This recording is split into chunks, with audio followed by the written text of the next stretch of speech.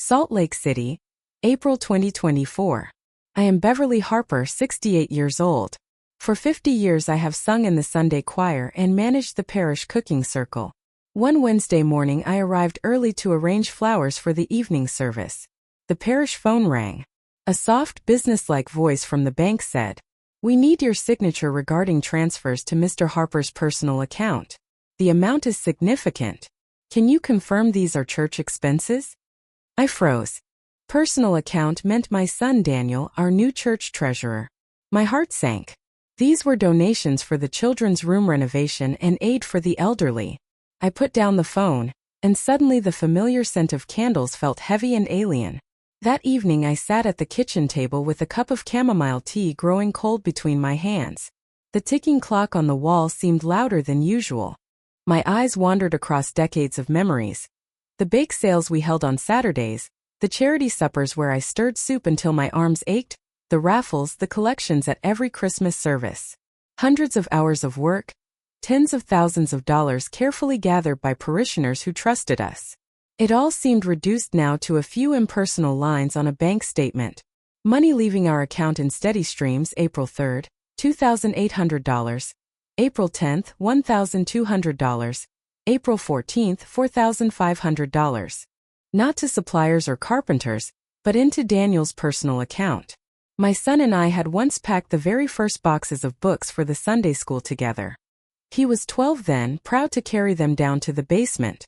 I remembered his small hand slipping into mine when he grew tired. He used to say, "Mom, one day I'll take care of this church for you." Now the promise echoed like mockery. I thought of the subtle signs I had ignored. How often Daniel grew irritable when I asked about the budget. How he brushed me off with, "Mom, trust me." He had missed family dinners before, but missing dinners was one thing. Disappearing tens of thousands of dollars was another. I told no one, not even Ruth, my closest friend in the choir. Shame pressed down like a stone. Shame and fear that somehow this was my fault, that people would say I had raised him poorly, that I had been careless. When I lay in bed that night I could not close my eyes. The ceiling blurred as memories circled.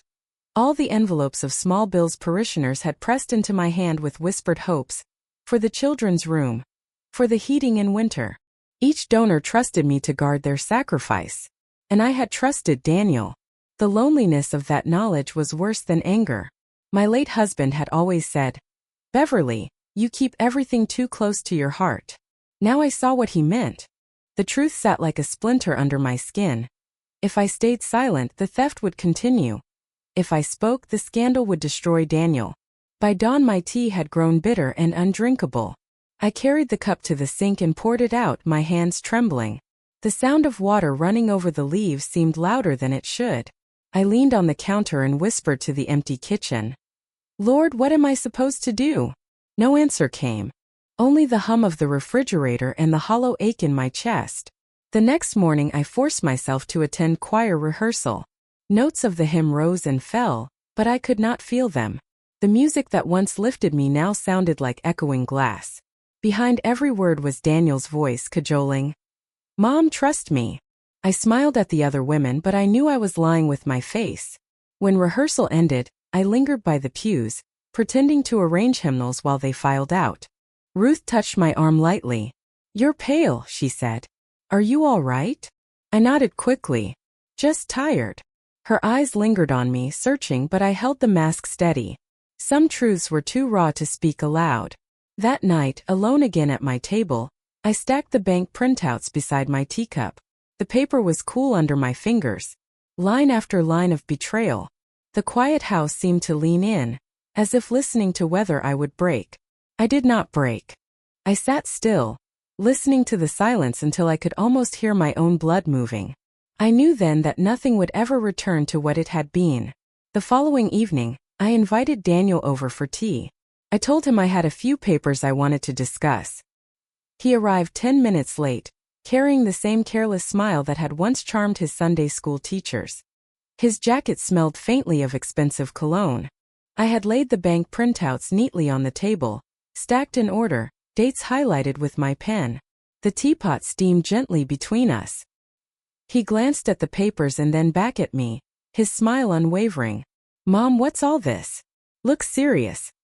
Daniel, I said evenly, the bank called me yesterday. They asked about transfers to your personal account. I asked for copies. I slid the papers toward him. Here they are. He scanned the first page with a quick look, then leaned back, as if the matter were a small inconvenience. Ah, he said lightly, this. Mom, it's temporary. I just covered a cash flow gap.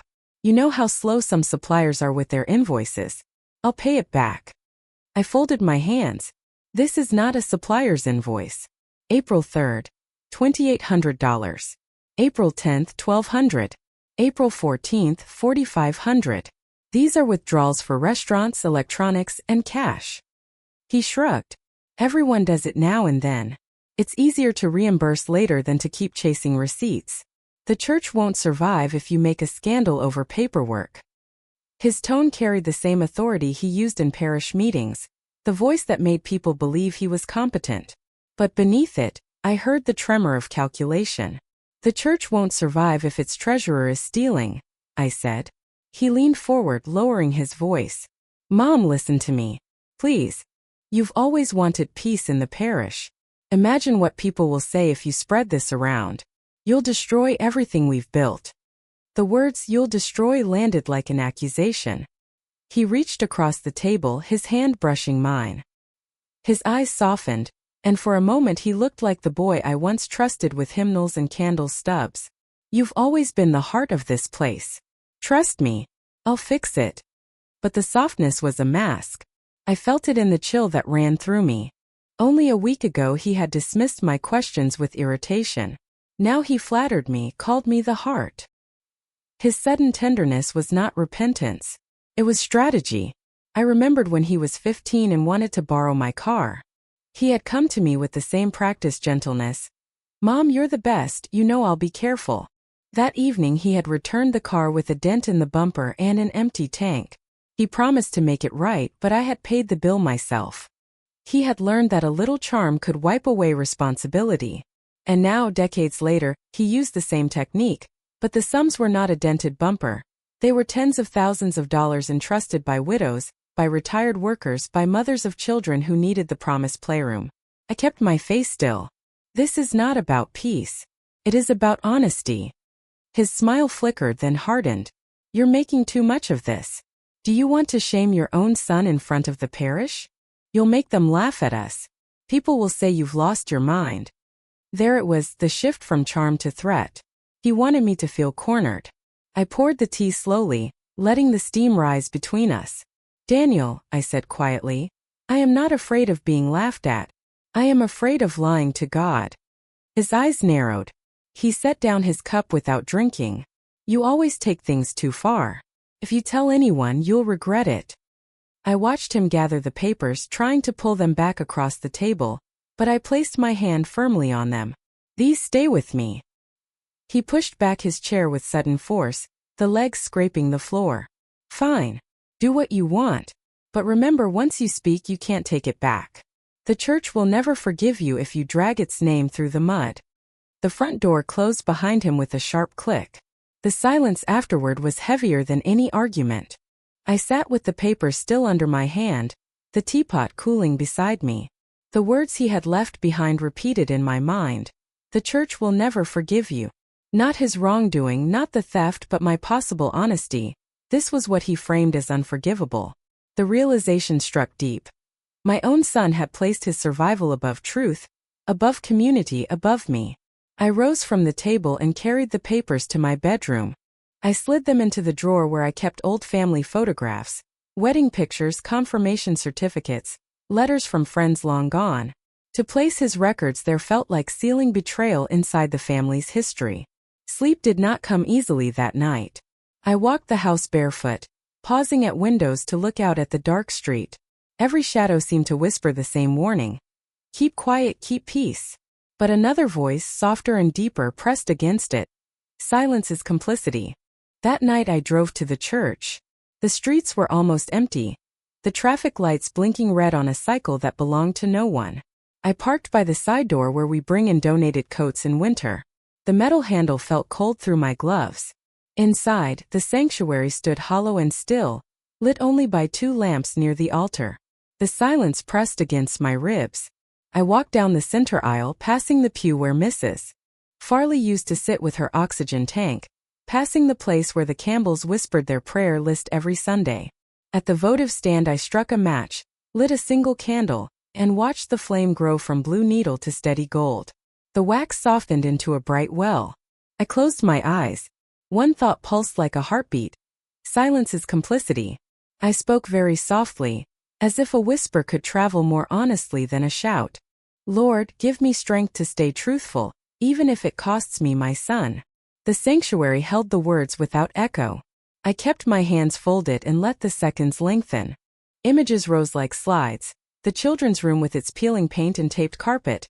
The donation jar labeled New Cribs that collected $327 in small bills last Advent. The manual I wrote for the cooking circle with quantities and prices in the margins. 30 pounds of potatoes, 4 pounds of butter, 6 onions, total cost $41.83. My whole life was itemized care. I saw envelopes with pencil notes on the front. For heat, anonymous. For Mrs. Pratt's medication, please. For the senior's bus to the falls. Hands had pressed those into mine in hallways and parking lots. I remembered their faces. I knew who skipped lunch to make those gifts possible. I took the bank statements from my purse and set them beside the candle. I read the lines again in the dim light until the numbers lost their shine and became weight. April 3rd. $2,800 transferred to D. Harper. April 10th. $1,200 transferred to D. Harper. April 14th. $4,500 transferred to D. Harper. On the credit card we keep for supplies, a dinner at Sable Creek, $214.67. A charge for consumer electronics, $1,089. A cash withdrawal at 8:43 p.m. $600. The paper did not accuse. It only recorded. I had raised Daniel to understand what a ledger means.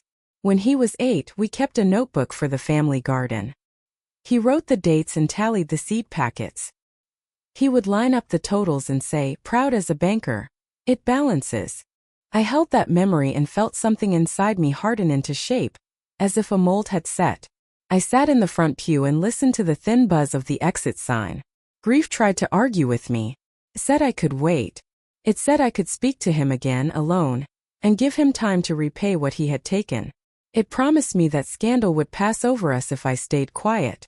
But grief is a poor accountant. Grief does not keep the books. The truth does.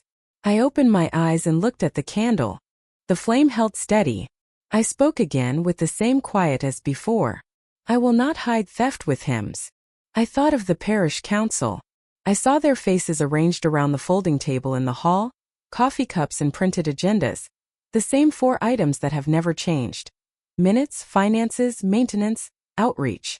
Under finances there is always a space for questions. I had filled that space for years with small concerns. Missing receipts for sack flour.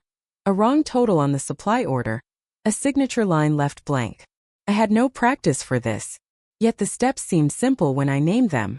Tomorrow I would go to the bank and request full statements with check images.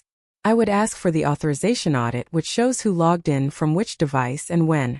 I would print the vendor account histories that should match our ledger but do not. I would number each page. I would make 2 copies and keep the originals. I would seal them in a large manila envelope and carry it to the council. I would bring a witness. I would speak briefly and plainly. The fear eased its grip as the plan took shape. Planning has weight. It makes the floor steady under the feet. I took my small notebook from my purse and wrote a list. Bank. Statements, check images, card charges, login audit. Church office. Download ledger backups, lock petty cash box, change storage room lock. Call Ruth. Ask her to attend the meeting and to sit beside me. Prepare a single page of summary totals. No adjectives. Only numbers and dates. Pray for clarity of voice. I turned the page and wrote a sentence that felt like a line drawn across my own heart. My money is off the table. I meant the personal funds I had advanced over the years when projects ran short of change. I meant the quiet gifts I had made to cover delivery fees no one remembered to include. I meant the habit of paying to keep peace. If someone tried to shame me with talk of the church's reputation, I would answer with the same line. If Daniel tried to coax me into the old role of fixer and payer, I would answer with the same line. The sentence looked plain in my handwriting, but it settled inside me like a locked door. I blew out the candle and waited until the wick stopped glowing. The room fell back into its low electrical dusk. When I stood, my knees ached as they always do, but my steps felt even. I walked to the side door and paused. The baptismal font caught a strip of light from the exit sign. On Sundays I fill it from a white pitcher and wipe the rim dry. I touched the stone, cool and small under my palm. Lord, I said, let truth be a kindness to this house. Outside, the air smelled of snowmelt and asphalt. I drove home past the florist's window, where tulips leaned against the glass like waiting notes. At a red light I pictured Daniel as a boy, paper crown on his head from the Epiphany play, his face serious with pretend authority. The light turned green. I did not linger in that memory. It had already done its work. Back in my kitchen I placed the notebook beside the phone. I set out my coat and shoes for morning and clipped a paper envelope to my purse for receipts. I washed my teacup and left it to dry on the rack. Simple tasks have the power to say, this is the next day. In my bedroom I did not lie down at once. I opened the drawer with our old photographs, slid my hand across the glossy edges, then closed it and locked it. I was not locking away the past. I was locking the door between the past and the decision already made. I turned off the light and let the dark settle. The house creaked once, as it always does when the furnace rests. I listened to my breath. It sounded ordinary. That comforted me. Nothing would be the same by morning. That did not frighten me anymore. It simply described the truth I had chosen. At breakfast the next morning I poured oatmeal into 2 bowls. Daniel arrived without knocking, as if the house still belonged to him. He sat down and spooned sugar over the oats before I could speak. I set the bank envelope on the table. Daniel, I said evenly, I will bring this to the parish council. It must be addressed openly. The spoon froze halfway to his mouth. For a second his face drained pale, then it hardened like plaster. You'll destroy our church. His voice rose, sharp enough to rattle the salt shaker. Everyone will think we're thieves. Do you want to be the one who ruins the parish's name after 50 years? I let him finish. I kept my eyes on the steam rising from my bowl. Truth does not ruin a parish. Theft does. He slammed the spoon down. You don't understand. Reputation is everything. If you speak up, they'll turn on you. Not me. They'll say you're hysterical, that you can't manage details anymore. I picked up my napkin and folded it once, then again. My voice stayed steady. I am not hysterical. I have documents. He stood so abruptly the chair legs scraped the floor. I'm warning you, Mom. Think carefully. You can't take words back. He left the oatmeal untouched and stormed out the door. The silence he left behind was not empty. It carried the echo of threat. 2 days later, 2 senior elders from the parish came to my door. Mr. Cooper and Mrs. Ellis. They carried no papers, only the kind of gentle tones people use when they want you to surrender without argument. Beverly, Mrs. Ellis began, maybe you could wait before bringing this to the council. Daniel is young. Everyone makes mistakes. Why damage the parish's reputation over paperwork? I served them tea in the living room, poured carefully so my hands would not shake. This is not paperwork. This is theft. April alone shows over $8,000 redirected. That is not a mistake. Mr. Cooper sighed. Think of the congregation. They trust you. If you make a scandal, they will be hurt. I folded my hands on my lap. The congregation trusted me with their gifts.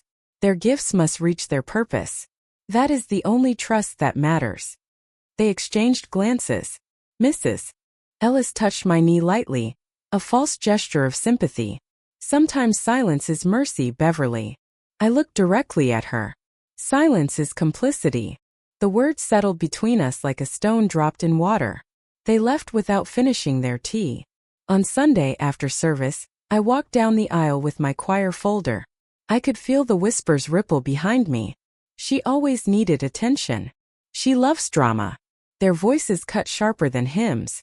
I kept my back straight and did not turn my head. At the fellowship table, people smiled too brightly, their hands lingering on my arm a second too long, as if to remind me where I stood. At home that evening, I opened my notebook and wrote the phrases exactly as I had heard them. I wanted a record not because the words could harm me, but because evidence, even of gossip, has weight. The pressure did not stop with whispers. The following day my phone rang 3 times before noon. Daniel's voice on the first call, urgent and practiced. "Mom, you don't have to do this. We can fix it quietly. I'll repay everything." I answered flatly. "With what income?" Silence on his end. Then, "I'll manage. Show me written proof of repayment. Dates, amounts, and sources." He hung up without another word. The second call was Mrs. Ellis again. She spoke with exaggerated warmth. "Beverly, dear, I'm only thinking of your health. Stress at your age can be dangerous. Why not let Daniel handle things?" I responded with the same line I had written the night before.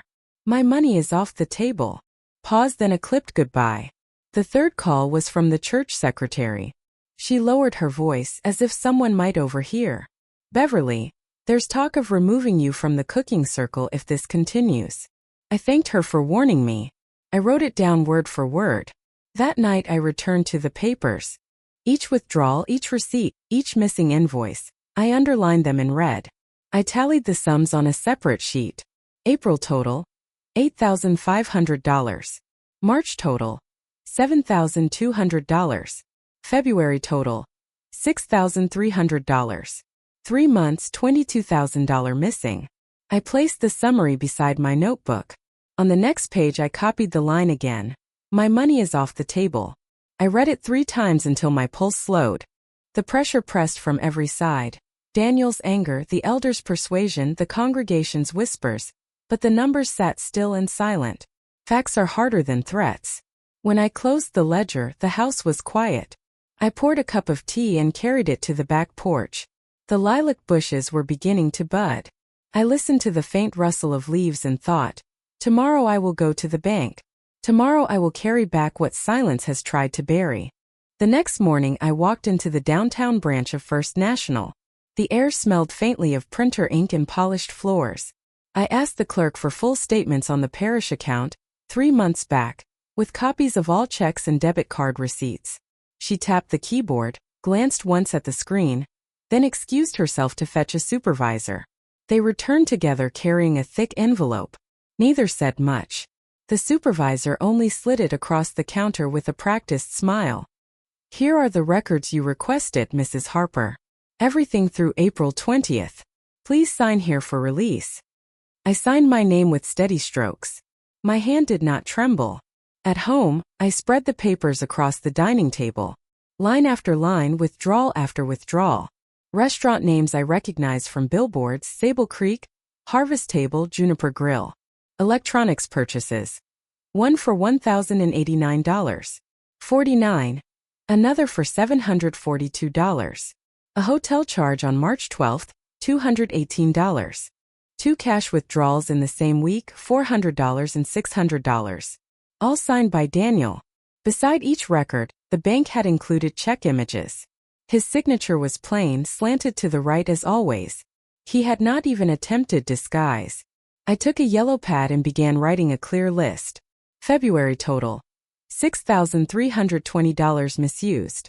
March total, $7,212 misused. April total, $8,547 misused. Grand total, $22,079. Not speculation. Not suspicion. Numbers, dates, receipts, signatures. When I finished, I stacked the statements and sealed them in a new envelope. I placed my yellow pad summary on top. The weight felt heavier than paper. It felt like years of work carried forward for judgment. That evening I invited Ruth, my oldest friend in the choir, to the house. She arrived with her hymnal still tucked under her arm. I set the envelope before her. She read slowly, lips pressing tighter with every page. At last she set the papers down and took my hand in both of hers. "You won't stand alone," she said. "I will be with you at the council."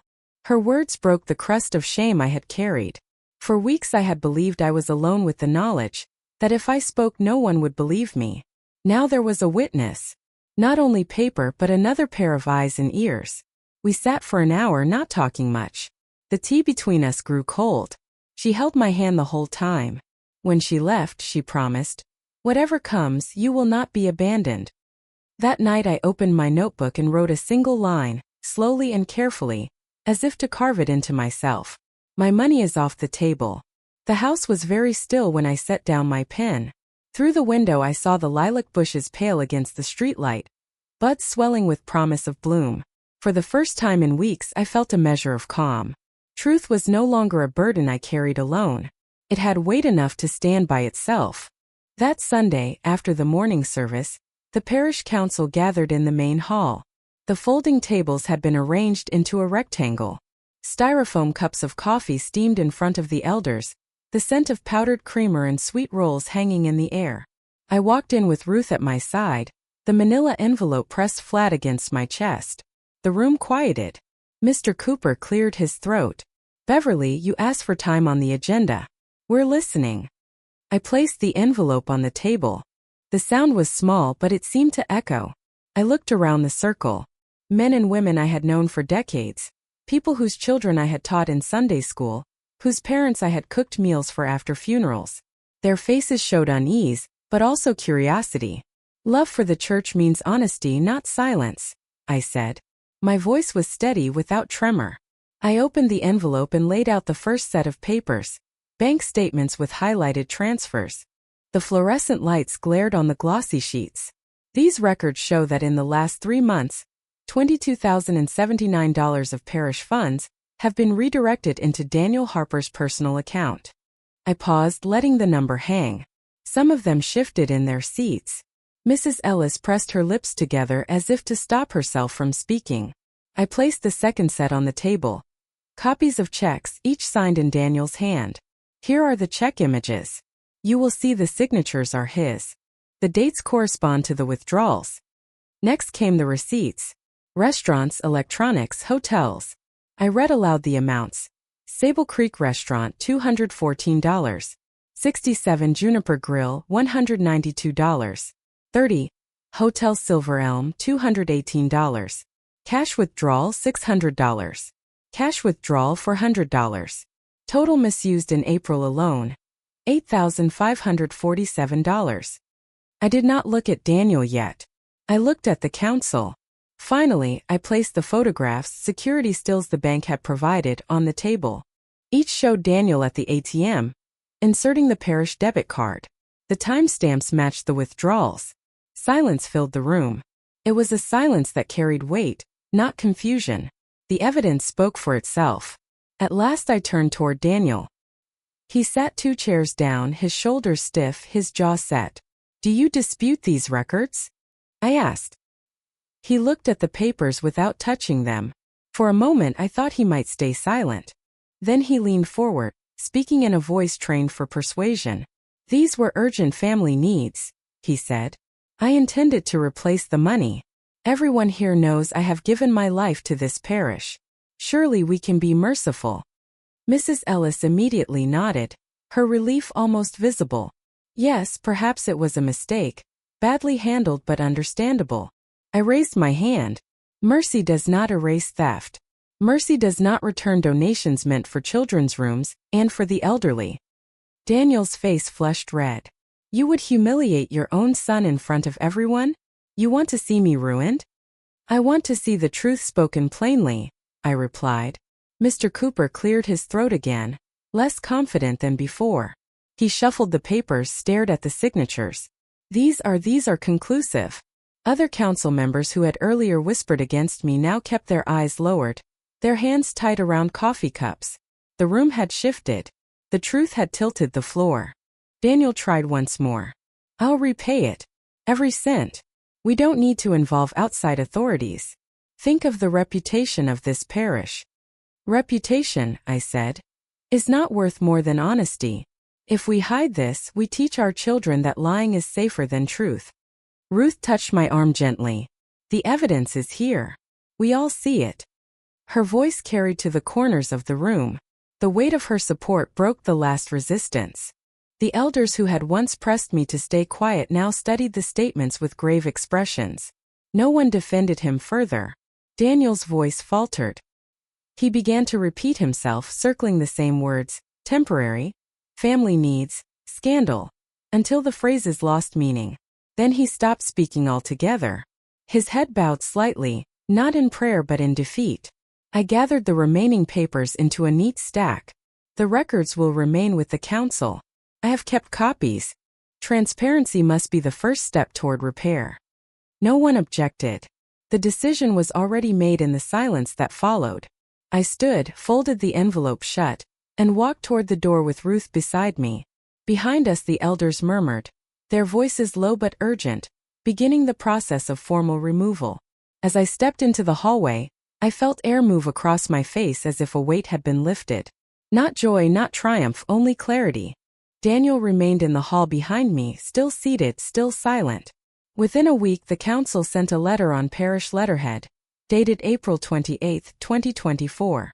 It stated in plain language that Daniel Harper was removed from the office of treasurer effective immediately. It named 3 steps: an external audit of the last 12 months, a restitution plan to be set by council after the audit, mandatory enrollment in a financial ethics course and individual counseling, to be confirmed in writing by June 1st. The letter did not use the word scandal. It used the word repair. Copies were posted to the council bulletin board and filed in the office. I did not linger to watch people read them. I set a tray of sweet rolls on the fellowship table, then went to the choir loft and laid out the music for Sunday. That first week brought a quiet procession of faces to my door. Some came with flowers from their yards, their stems wrapped in damp paper towels. Some came with nothing, only their hands folded and their eyes uncertain. They stood on my porch and said simple things. Thank you for telling the truth. We never saw the numbers. We should have asked. We are praying for you and for Daniel. I nodded and I meant it when I said, thank you for coming. No one asked me to take back my words. No one spoke about keeping the peace. The peace had finally started. Daniel came on Thursday evening. He did not knock, then remembered and stepped back to knock after the door was already open. He looked like a boy who had woken from a hard dream and did not know where he was. I am sorry, he said at once, the words tumbling over each other. I will fix it. I will pay it back. Tell them you want me to stay. Tell them I was helping the church. Say you misunderstood. I kept my voice even. I did not misunderstand. He blinked, as if that sentence had reached him more sharply than anger. Mom, please. I am your son. You are my son, I said. And that is why I will not lie for you. He sagged against the doorframe. Everyone will think I am a thief. You used the church's money for yourself. That is theft. You can choose repentance or you can choose excuses. The paper does not care. The numbers only sit there. He swallowed hard. If I pay it back, will you tell them to let me return? I will not tell them anything. This is not mine to decide. I gave the truth to the council, and I will not carry it back. His eyes searched my face, looking for the softness he remembered. I met his eyes and did not look away. He tried one more door that used to open easily. What about the late fees? He asked. There will be penalties. You have always helped with fees. My money is off the table, I said. He closed his eyes for a moment. When he opened them again, his expression had changed. He saw that the old path was gone. He nodded once, a shallow motion, then turned away. I watched him walk down the steps, hands in his pockets like a much younger man. The external audit team arrived the following Monday. They set up in the church office with their portable scanners and their square boxes of files. I greeted them and left them to their work. There was no need for me to stand over the numbers. I had already stood where I needed to stand. On Friday, the auditors asked me one question. Had the parish ever authorized cash advances to the treasurer without a second signature? No, I answered. Never. They thanked me and returned to their pages. The council met again on May 5th. I did not speak. Ruth sat beside me with her hands folded. The chair read the auditor's preliminary note. Transactions consistent with personal use. Controls bypassed. Recommendations to separate duties and require 2 signatures on all disbursements above $250. The council voted to adopt the recommendations at once. They also voted to hire a part-time bookkeeper 2 mornings a week, and to circulate a monthly summary to the congregation. No one objected. The room felt clean, like a kitchen after floors are mopped and pans are stacked to dry. In the days that followed, I kept to my small tasks. I thawed soup for the seniors' lunch. I checked the spice bins and wrote nutmeg and bay leaves on a slip of paper. I answered a child's question about why the choir wears blue stoles in Easter season. When people drew close to whisper, I kept my answers plain. The council has the records, I said. We are repairing what was harmed. On the first Sunday after the decision, I stood again with the choir. When we opened to Amazing Grace, Ruth lifted the starting pitch softly, and the altos found our line. We sang the first verse without hurry. The words were old. They did not need new clothing. As we reached was blind, but now I see. I felt not triumph, not victory, but clarity, the ordinary kind that lets you read a label or check a date and know what is true. After the service, a cluster of congregants waited by the children's room door. The carpet had been replaced with simple squares that would stand up to running feet. New paint in a quiet green dried on the walls. Someone had brought a bright rug with letters around the edge. The donation jar for new cribs still sat on the table. A little girl reached toward it and asked why the jar had coins inside. Her mother said, "Those are people's promises." The words reached me in a way I could not hold back. I stepped into the hallway so I could breathe. Promises, yes. That is what a ledger measures. Not only money, but promises given a shape. Daniel did not return to services that month. I heard through Mr. Cooper that he had enrolled in a counseling program and met with the auditor to sign a written repayment plan. I did not ask for details. They did not belong to me. When the time came, I would answer his call as a mother, but I would not be the bank he once believed I was. One evening near the end of May, I sat alone at my kitchen table with my notebook open. I did not write a list. I wrote only the day and a line about the weather. Lilacs fully open, scent strong. The house was very quiet. I could hear the hum of the refrigerator and the distant sound of a neighbor's mower. If there was a moral to be gathered, it did not arrive as a lesson. It arrived as a boundary settled back into place, like a fence post tamped firmly into earth. The phone rang. It was Ruth. She asked if I would bring my lemon bars to the seniors' tea on Wednesday. "We will need 2 pans," she said. I told her yes, 2 pans would be fine. After I hung up, I wrote on a small card, "Lemons, sugar, eggs, flour." There was no drama in it. That was the point. Before bed, I watered the plants on the sill. Basil, a stubborn geranium, a pot of mint that refuses to die. Through the window, the evening sky over Salt Lake City had turned the color of faded denim. Somewhere on the street a child laughed, the sound bright as a bell and then gone. I turned off the kitchen light and watched the room for a moment in its softer dark. The counters were clean. The envelope of statements, now copied and filed, no longer sat on the table. The chair where Daniel had once slouched with easy charm stood empty. Nothing in the room had changed, but everything had been returned to its honest size. I touched the notebook one last time and closed it. The cover was worn smooth from years of small entries. I did not need to write the sentence again. It was already part of my voice. My money is off the table. Life is full of crossroads and every decision shapes us. What choice would you have made in this situation? Share it in the comments, I really want to know. Please support this story with a like and subscribe so we can walk through more untold paths together.